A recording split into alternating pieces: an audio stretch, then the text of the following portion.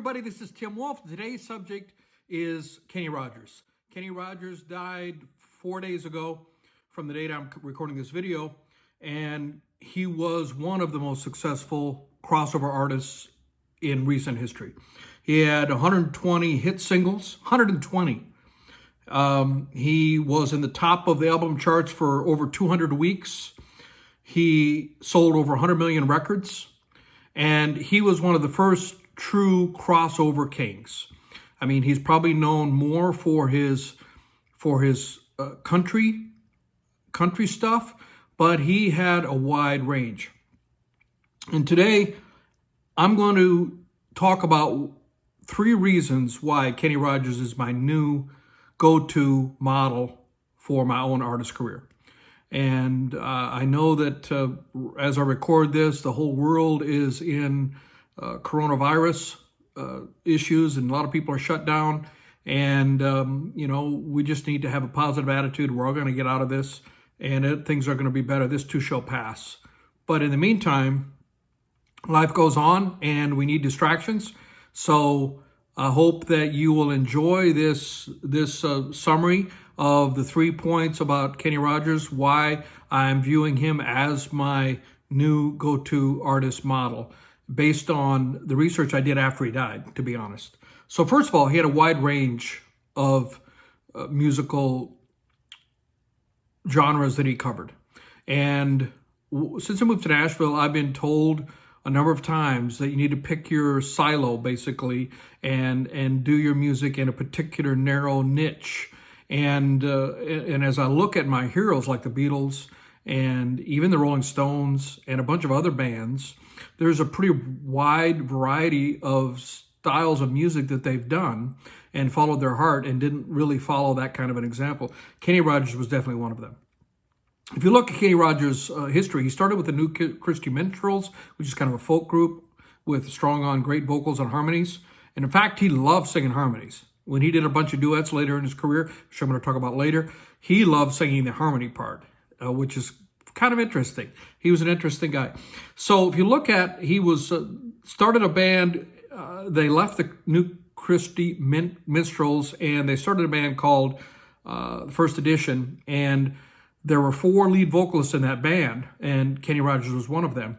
And their idea was that all 4 would sing like 3 lead songs on a 12-song album, and that way the audience would have a variety to pick from.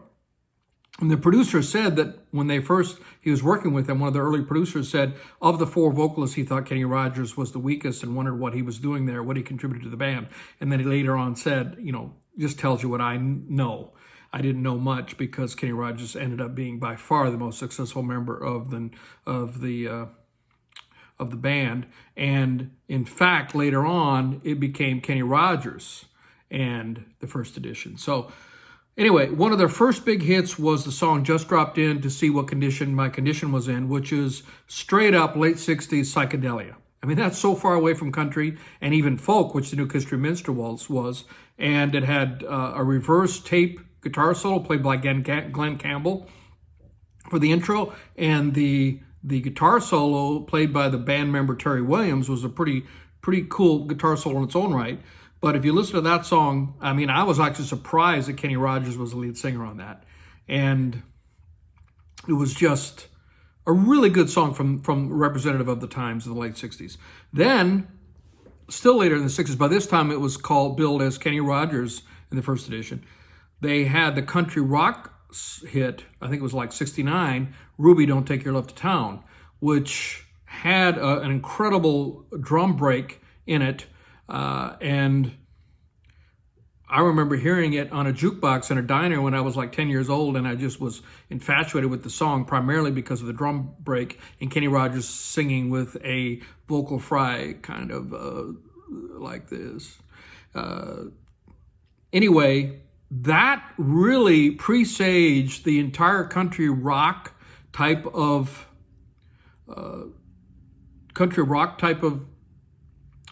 scene, which became big in the 70s. Poco and the Eagles, of course, and a bunch of other bands that kind of did that country rock thing from California. And Ruby was there first, this song, Kenny Rogers.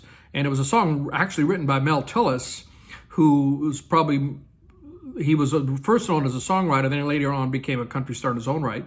And it's interesting that Mel Tillis wrote this song based on some neighbors that he had. There was a guy that had come back from World War II, and his wife, he was disabled, and his wife would go out and cheat on him like the wife in the song, Ruby Don't Take Your Love to Town.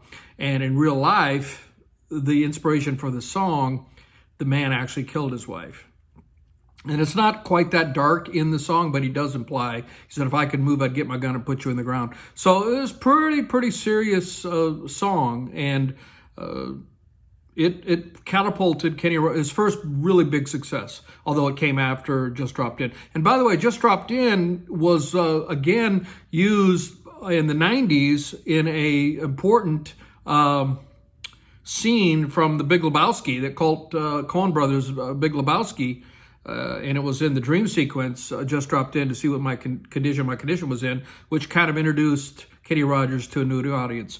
Anyway, so he had psychedelia and country rock, and then corny story songs. Lucille, you picked a fine time to leave me, Lucille. I mean, that really cemented his place. That was a huge hit. I remember you could not escape that song when it was at the top. And then, of course, you had the Life Lesson story song, which really was the signature song of his career, The Gambler, which he later on actually took on the persona as the gambler and did some acting, and that's definitely his signature song, the story song about meeting the guy in the train and learning the life lessons. You need to know when to hold him, and you need to know when to fold him, you need to know when to walk away and when to run. That's great writing. And actually, I think it was Don Schlitz. It was his first big hit. And it's like, as a songwriter, how do you top that when you first get out of the gate and you hit it and you write a song like that? It's all downhill from there, in a way. Interesting observation, Kenny Rogers didn't write many of his songs. He wrote a few songs that were hits, but the vast majority of them were written by other people. That's just an interesting point. So he also did a bunch of duets. And like I said earlier, he loved singing the harmony parts of the duets. He did duets with Dottie West, Kim Carnes, and Linda Carter, the actress, Dolly Parton, of course. And he also had a big hit a little bit later in his career with Lady, which was written or co-written with Lionel Richie and him. And it was a ballad, R&B ballad. So and he also had some songs that or a song that was a big hit, or in fact an entire album that was written by Barry Gibb and the Gibb brothers, the Bee Gees. So he worked with a lot of people. He wasn't just a country guy. He had success in a lot of different genres. And that's my inspiration. That's my number one reason for taking him as a model, because I don't want to be constrained by, I have to be in a particular narrow genre. I want to be able to stretch out and do whatever I feel like doing. He also, coincidentally, We Are the World, which was a famous group coming together in the early 80s, that was recorded. We Are the World was a big hit in the early 80s with a lot of different artists on it, and anybody was pretty much on that. It was recorded, or partially recorded, in his LA studio. So he was the man back then. Number two, the reason is he was older. When he first, at the peak of his popularity, he was in his 40s. And it was really, he said a lot of people couldn't believe that a man who was 42 could, when he did The Gambler, would come out and be so successful. I'm definitely not a 25-year-old artist. So I like the fact that he's a bit older and still had success. So that's the second reason. And the third reason is that he just seemed to be an incredible, solid guy. Like I said earlier, he loved singing the harmonies with his duet partners, and that just kind of speaks to a guy who really didn't have a lot of arrogance. And he also was famous for, after he went on his own, he worked with the same band basically from the mid-'70s all the way till the end of his career. And he said, why would I want to change? And the name of that band was called Bloodline.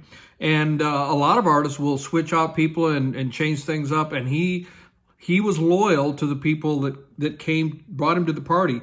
So Kenny Rogers, a true gentleman, really well known for a lot of story songs and a wide range of genres. And he died March 20th at the age 81. And I just want to give a tribute to him with this video, and also say that you're an inspiration for me, Kenny Rogers. So rest in peace. And this is Tim Wolf, and we'll see you next time.